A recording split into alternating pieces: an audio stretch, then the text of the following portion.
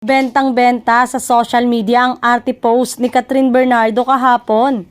Habang sinusulat ito ay almost 500,000 na ang likes nito.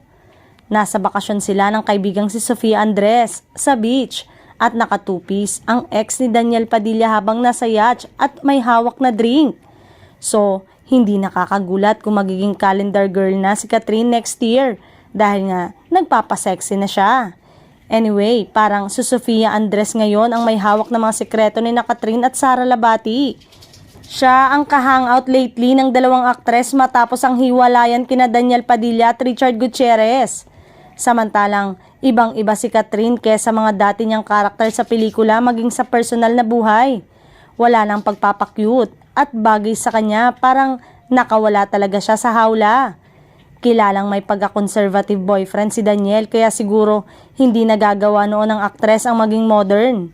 Palaging prim and proper ang dating. Ngayon, mas sexy ang image ni Catherine. Like, nag-food trip siya sa Bangkok na hinihigop ang sabaw sa lagayan.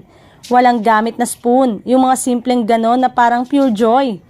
Nauna na niyang nabanggit sa interview ng preview na sa ngayon ay hindi pa niya alam ang mangyayari ngayong 2024. I don't know talaga, I just take it day by day.